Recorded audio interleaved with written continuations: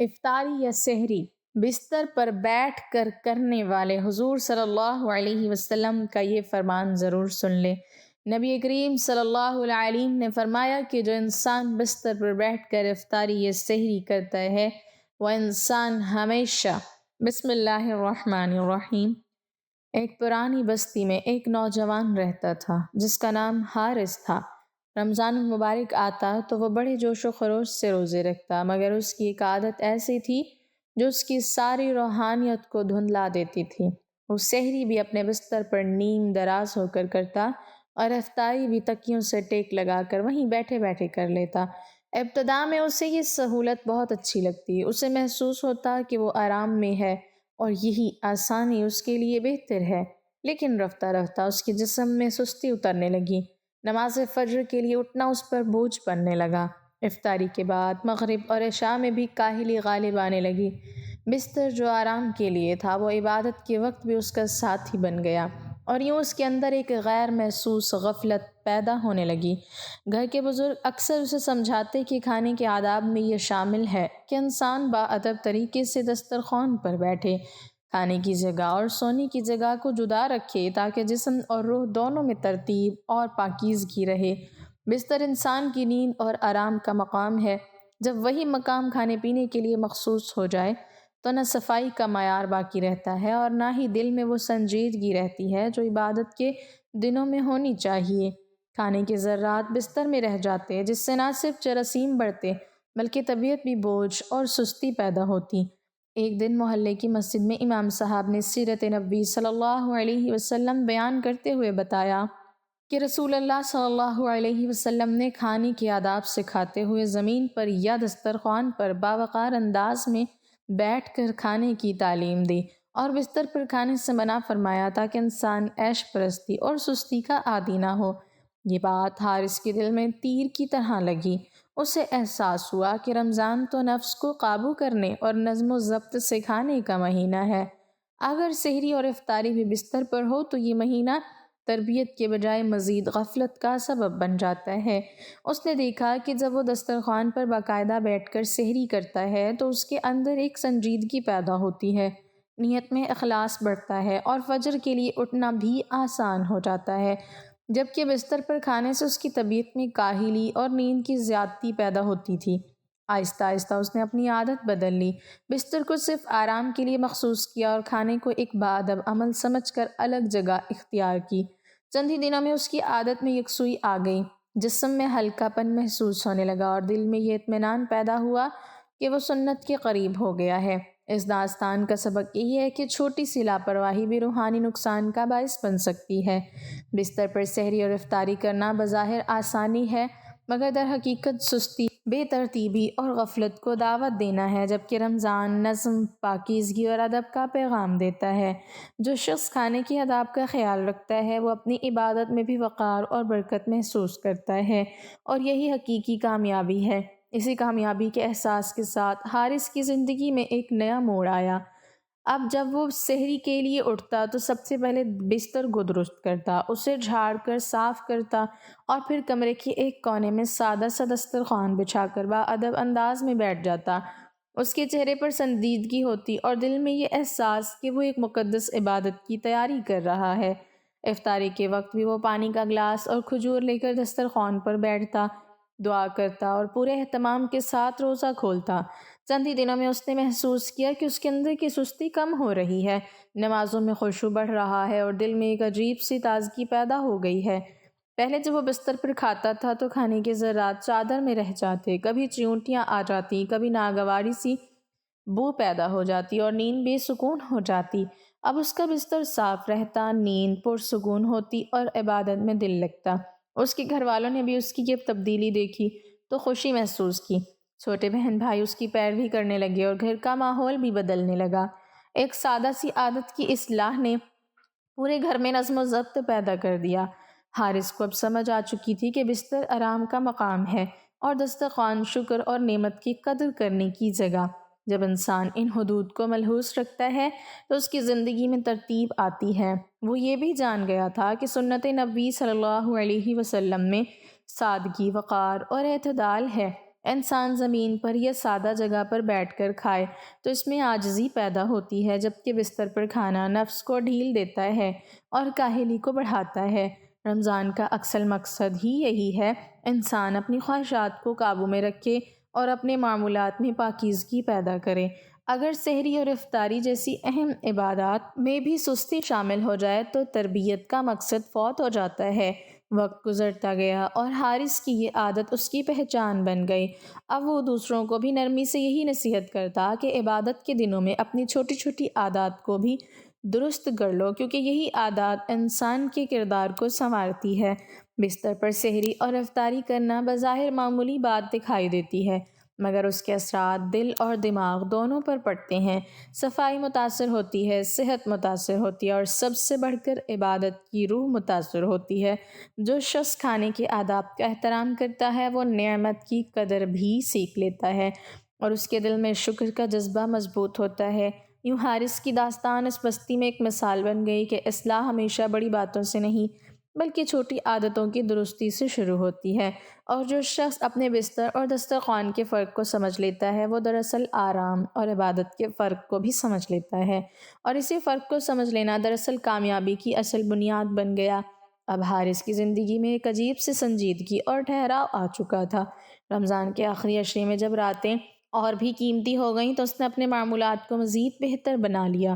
سحری سے پہلے بستر سمیٹ دینا، جگہ کو صاف کرنا اور پھر ادب سے بیٹھ کر چند لقمے کھانا اس کے لیے محض عادت نہیں بلکہ شعور بن چکا تھا۔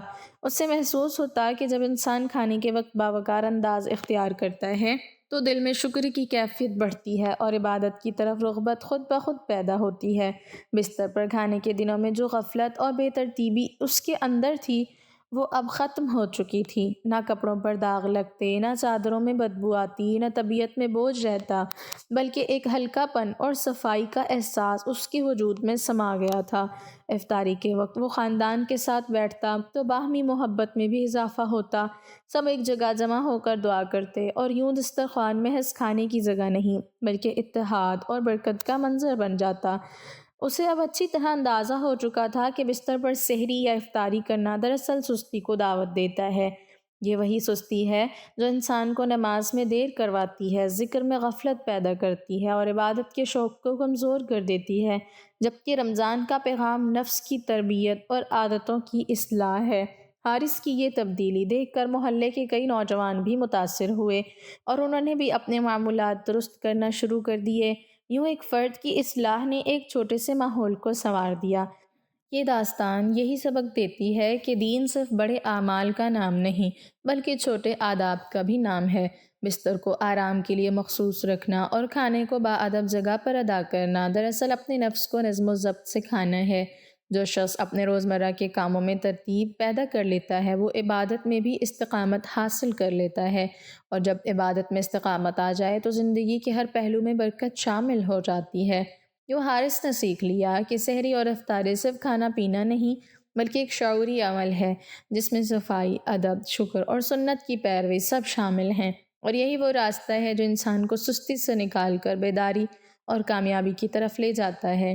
حضرت عائشہ رضی اللہ تعالی عنہا کی مشہور روایت ہے، پھر جب مؤذن فجر کی اذان دے کر خاموش ہو جاتا اور فجر طلوع ہو جاتی یعنی صبح کی روشنی پھیلنے لگتی تو آپ صلی اللہ علیہ وسلم کھڑے ہوتے اور 2 رکعتیں ہلکی یعنی فجر کی سنتیں پڑھتے اور اس کے بعد اپنی داہنی کروٹ پر لیٹ جاتے تھے، یہاں تک کہ مؤذن اقامت کہنے کی اجازت حاصل کرنے کے لیے آپ صلی اللہ علیہ وسلم کے پاس آتا تو آپ صلی اللہ علیہ وسلم نماز کے لیے مسجد تشریف لے جاتے۔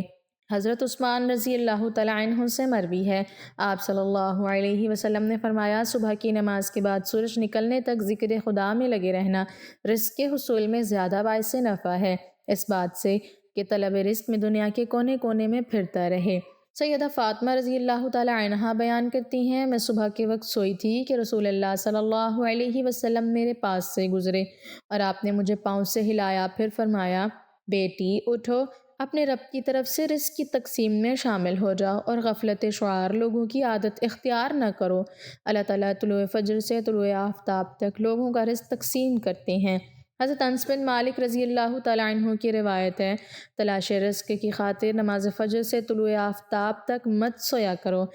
حضرت انس سے اس کی وضاحت طلب کی گئی تو فرمایا کہ اس وقت 70 مرتبہ تسبیح تکبیر اور استغفار کرنے سے روزی میں برکت ہوتی ہے۔ حضرت علی رضی اللہ تعالیٰ عنہ کی روایت ہے، زمین کی سطح پر کیے جانے والے 3 کاموں کی وجہ سے زمین اپنی تکلیف کا اظہار کرتی ہے: ناحق خون بہنے سے، وہ غسل جو زنا کے ارتکاب کی بات کیا جائے، اور طلوع آفتاب سے پہلے سونے سے۔ حضرت ابو وائل فرماتے ہیں کہ ہم صبح کی نماز پڑھنے کے بعد حضرت عبداللہ بن مسعود رضی اللہ تعالیٰ عنہما کی طرف گئے اور دروازے سے سلام کیا تو انہوں نے ہمیں اجازت دے دی، مگر ہم تھوڑی دیر دروازے کے ساتھ ٹھہرے رہے تو ایک باندی آئی اور اس نے کہا کہ تم اندر کیوں نہیں داخل ہو رہے ہو؟ تو پھر ہم اندر داخل ہوئے تو حضرت عبداللہ بیٹھے تسبیح پڑھ رہے تھے۔ انہوں نے فرمایا کہ تمہیں کس چیز نے اندر داخل ہونے سے روکا ہے جبکہ تمہیں اجازت دے دی گئی تھی؟ تو ہم نے کہا کہ کوئی بات نہیں سوائے اس کے کہ ہم نے خیال کیا کہ گھر والوں میں سے کوئی سو رہا ہو۔ تو عبداللہ نے فرمایا کہ تم نے ابن ام عبد کے گھر والوں کے بارے میں غفلت کا گمان کیا۔ راوی نے کہا پھر حضرت عبداللہ نے تسبیح پڑھنی شروع کر دی یہاں تک کہ پھر خیال ہوا کہ وہ سورج نکل گیا ہے، تو باندی سے فرمایا دیکھو کیا سورج نکل آیا ہے؟ متعدد روایت میں ہے کہ اللہ تبارک و تعالیٰ صبح صادق سے لے کر طلوع آفتاب تک مخلوق کے لیے رزق تقسیم کرتے ہیں، یعنی جو لوگ اس پورے وقت میں غافل رہتے ہیں وہ رزق کی برکت سے محروم رہتے ہیں۔ اس حدیث سے یہ بات معلوم ہوئی ہے کہ یہ ممانعت صبح صادق سے لے کر طلوع آفتاب تک پورے درمیانی وقت میں سونے میں ہے، اور اس وقت سونا غفلت شعار لوگوں کا رویہ ہے۔ اسی طرح سلف کے تعامل کے بھی خلاف ہے۔ نبی صلی اللہ علیہ وسلم اور صحابہ اکرام کا طریقہ کار یہ تھا کہ وہ جب فجر کی نماز پڑھ لیتے تو سورج طلوع ہونے تک اپنی نماز کی جگہ ہی بیٹھے رہتے تھے اور ذکر و اذکار میں مشغول رہتے۔ اس وقت میں ذکر خدا میں لگے رہنا رزق کے حصول میں زیادہ باعث نفع ہے۔ آج ہمارے معاشرے میں یہ ٹرینڈ بنا ہوا ہے کہ نوجوان رات کے 2 بجے 3 بجے موبائل، فیس بک، واٹس ایپ اور ان سب پر لگے رہتے ہیں، پھر ان سے صبح کی نماز بھی قضا اور دوپہر کے 12 بجے یا 1 بجے تک وہ آرام فرما رہے ہوتے ہیں، اور گھر میں ایسا کوئی بھی انسان نہیں ہوتا جو انہیں ایسا کرنے سے باز رکھے۔ آج ہم آپ کو بتائیں گے کہ حضرت علی رضی اللہ تعالیٰ عنہ نے ایسے نوجوانوں کے بارے میں کیا فرمایا ہے اور کیا کچھ ان کی قسمت میں لکھ دیا جاتا ہے جو ایسے حالات کی لپیٹ میں آ چکے ہیں۔ حضرت عبداللہ ابن عباس رضی اللہ تعالیٰ عنہ سے مروی ہے کہ جو بھی انسان صبح سویا پڑا رہتا ہے تو اس عمل کو اسلام نے سخت ناپسند قرار دیا ہے کہ دوپہر کے علاوہ کسی بھی اور وقت میں مت سویا کرو، جسے کہلولہ کہا جاتا ہے، وہ دوپہر کے اوقات میں ہی ادا کیا جاتا ہے، اور یہ عمل ہمارے نبی حضرت محمد صلی اللہ علیہ وسلم بھی کیا کرتے تھے۔ کہلولہ وہ نہیں جس میں انسان دوپہر میں پیٹ بھر کر کھانا کھا کر سو جاتے ہیں۔ کہلولہ سے مراد وہ عمل ہے جس میں آپ کھانا کھا چکے ہیں یا نہیں، بس تھوڑی دیر آرام کرنا دوپہر کے اوقات میں، تاکہ آپ کا جو باقی کا دن ہے وہ صحیح سلامت گزرے اور آپ کے دن کے باقی حصے میں آپ اچھی طرح اپنے کاموں کو سر انجام دے سکیں۔ حضرت علی رضی اللہ تعالیٰ عنہ نے فرمایا کہ میں نے اللہ کے نبی صلی اللہ علیہ وسلم سے سنا تھا کھانا کھا کر فوراً سویا کریں، کیونکہ اس سے انسان کے دل میں بھی سختی پیدا ہو جاتی ہے، اور آج کی تاریخ میں تو یہ بات اس حد تک گہرائی تک آ پہنچی ہے کہ یہاں پہ ڈاکٹرز کا بھی یہ ماننا ہے کہ اگر انسان کھانا کھا کر فوراً سو جاتے ہیں تو وہ دل کے مرض میں مبتلا ہو جاتے ہیں، اور یہی بات 1400 سال پہلے ہمارے نبی صلی اللہ علیہ وسلم نے فرمائی تھی۔ اب آتے ہیں حضرت علی رضی اللہ تعالیٰ عنہ کے اس ارشاد کی طرف جو انہوں نے فرمایا تھا جب ایک مرتبہ حضرت علی رضی اللہ تعالیٰ عنہ کی خدمت میں ایک شخص حاضر ہوئے اور فرمانے لگے، یا علی، صبح سویرے جو انسان سویا پڑا رہتا ہے اس کی قسمت میں کیا لکھا جا چکا ہوتا ہے؟ تو جواب میں حضرت علی رضی اللہ تعالیٰ عنہ فرمانے لگے، اے اللہ کے بندے، میں نے اللہ کے نبی صلی اللہ علیہ وسلم سے سنا کہ جو بھی انسان صبح کے اوقات میں سویا پڑا رہتا ہے وہ فجر کی نماز بھی قضا کر بیٹھتا ہے، اور یا پھر وہ فجر کی نماز ادا کر کے سو جاتا ہے، تو جب فرشتے آسمانوں سے ان کے مقدر کا رزق لے کر زمین کی طرف آتے ہیں تو وہ رزق انسانوں میں بانٹنے لگ جاتے ہیں، تو وہ انسان سوئے ہوتے ہیں، اسی لیے وہ فرشتے رزق واپس اپنے ساتھ لے کر آسمانوں کی طرف لوٹ جاتے ہیں، اور جب وہ نیند سے فارغ ہو کر اٹھتا ہے، بیدار ہوتا ہے، تب ایسے لوگ رزق کی تنگی کی شکایات کرتے پھرتے ہیں۔ آپ نے دیکھا ہوگا کہ جب اکثر لوگ رزق کی تنگی کی شکایت کرتے ہیں، آپ ذرا ان سے پوچھ کر دیکھیں گے، صرف آزمانے کے لیے آپ پوچھیں تو صحیح، آپ جب ان سے پوچھیں گے کہ صبح کتنے بجے اٹھتے ہو تو وہ آپ کو جواب میں لازماً یہی کہیں گے کہ ہماری آنکھ تو سویرے کھلتی ہی نہیں، ہم صبح اٹھتے ہی نہیں، اٹھنا بہت مشکل ہے ہمارے لیے، لہٰذا یہی وجہ ہے کہ جس کی وجہ سے وہ رزق ان پر تنگ کر دیا جاتا ہے۔ اور پھر وہ تنگ دستی اور بے روزگاری کی شکایت کرتے پھرتے ہیں۔ تو آپ سے گزارش ہے کہ آپ سویرے اٹھا کریں، آپ سویرے نماز ادا کریں اور کوشش کریں کہ مرد حضرات جماعت کے ساتھ نماز ادا کریں، پھر قرآن کی تلاوت کریں، اس کے بعد آپ اپنے دن کی شروعات کریں۔ اب آپ دیکھیں کہ کیسا آپ کا دن گزرتا ہے، آپ کے دن میں برکت ہوتی ہے۔ اور جو لوگ 12 بجے یا 1 بجے اٹھتے ہیں ان کے حالات کچھ یوں ہوتے ہیں کہ ان کے دن کے کچھ کام بھی انہیں سمجھ میں نہیں آتے، وہ یہ جان ہی نہیں پاتے کہ آج کا دن حالانکہ گزرا کیسے، بلکہ انہیں کچھ کام بھی سمجھ میں نہیں آتا، وہ جو کام کرنے لگ جاتے ہیں اور پھر پلک جھپکتے ہی شام اور مغرب کی اذان ہونے لگتی ہے۔ اور جو انسان سویرے جاگتے ہیں وہ اپنے کام بھی بھرپور طریقے سے سر انجام دے پاتے ہیں، ان کے رزق میں بھی برکت ہوتی ہے اور وہ ایک پرسکون اور خوشحال زندگی بسر کرتے ہیں۔ ان کی تندرستی کی بھی کوئی شکایت نہیں ہوتی کہ وہ کسی بیماری میں مبتلا ہیں، وہ تندرست ہوتے ہیں، ہر بیماری سے فارغ ہوتے ہیں۔ رمضان کے مہینے میں انسان صرف کھانے پینے کا شیڈول متاثر نہیں ہوتا، بلکہ سحری میں جاگنے کے سبب دن بھر کی نیند کا شیڈول بھی متاثر ہوتا ہے، جس کی وجہ سے کچھ بے احتیاطوں کے سبب رمضان کے مہینے میں جہاں صحت بہتر ہونی چاہیے وہیں پر صحت نہ صرف خراب ہوتی ہے بلکہ مختلف بیماریاں بھی گلے پڑ جاتی ہیں۔ روزہ رکھنا صحت کے لیے بہت بہتر ہے، مگر جو لوگ رمضان میں سینے میں جلن، گیس اور اس جیسی دوسری بیماریوں کا شکار ہوتے ہیں، اس کا سبب روزہ نہیں بلکہ ان کی اپنی غلطیاں ہوتی ہیں۔ سارے دن کے روزے کے بعد جو لوگ پہلے سے ہی کسی بیماری میں مبتلا ہوں، ان کی سحر و افطار میں کی جانے والی کوتاہی ان کے گلے کا ہار بن جاتی ہیں۔ ایسی ہی کچھ غلطیوں کے بارے میں ہم آپ کو آج بتائیں گے۔ جو لوگ باقاعدگی سے ورزش کرنے کے عادی ہوتے ہیں وہ سحری یا افطار کے شیڈول کے سبب پریشان ہو جاتے ہیں۔ ایسے لوگ اکثر سحری یا افطاری کے بعد ورزش کرتے ہیں، جو کہ ایک بہت بڑی غلطی ہوتی ہے۔ اس سے ایک جانب تو بدہضمی کا خطرہ ہوتا ہے اور دوسرا اس کی وجہ سے ہڈیوں اور پٹھوں میں درد بڑھ جاتا ہے۔ لہٰذا اگر ورزش کرنا ضروری بھی ہو تو اس کے لیے سب سے بہترین وقت سحری سے پہلے کا وقت ہوتا ہے، کیونکہ اس وقت میں انسان کا معدہ خالی ہوتا ہے اور صحت کے لیے بہتر ہوتا ہے۔ کچھ لوگ رات میں دیر سے کھانا کھا کر سو جاتے ہیں اور نیند کی وجہ سے سحری نہیں کرتے۔ سحری چھوڑنے کی وجہ سے روزے کا دورانیہ بڑھ جاتا ہے، جو کہ جسم کی اندرونی کمزوری میں بہت زیادہ اضافہ کر دیتے ہیں، جس سے نہ صرف چہرے کی چمک دمک ماند پڑ جاتی ہے بلکہ قوت مدافعت میں بھی کمی واقع ہوتی ہے۔ اس سے بہتر یہی ہوتا ہے کہ سحری کے وقت بھلے ہی ایک گلاس پانی کا ایک کھجور ہی کیوں نہ لی جائے، مگر لازمی طور پر سحری کی جائے۔ افطار کے بعد پیٹ میں جب دن بھر کے بعد غذا جاتی ہے تو انسان سستی کا شکار ہو جاتا ہے۔ اکثر لوگ افطار کے بھاری بھرکم کھانے کے بعد سونے لیٹ جاتے ہیں، اور ایسی غلطی لوگ سحری کے وقت بھی کرتے ہیں اور کھاتے ہی سو جاتے ہیں، جس کی وجہ سے رمضان کے بعد ایسے لوگ موٹاپے کا شکار ہو جاتے ہیں یا پھر ان کے خون میں کولیسٹرول لیول بڑھ جاتا ہے، جو کہ بیماری کا سبب بن سکتا ہے۔ اللہ پاک ہمیں دین کی سمجھ نصیب فرمائے اور ہمیں نیکوکاروں میں شامل کرے، آمین۔ ناظرین، کمنٹ باکس میں اللہ تعالیٰ کے 99 ناموں میں سے ایک نام ضرور ٹائپ کریں۔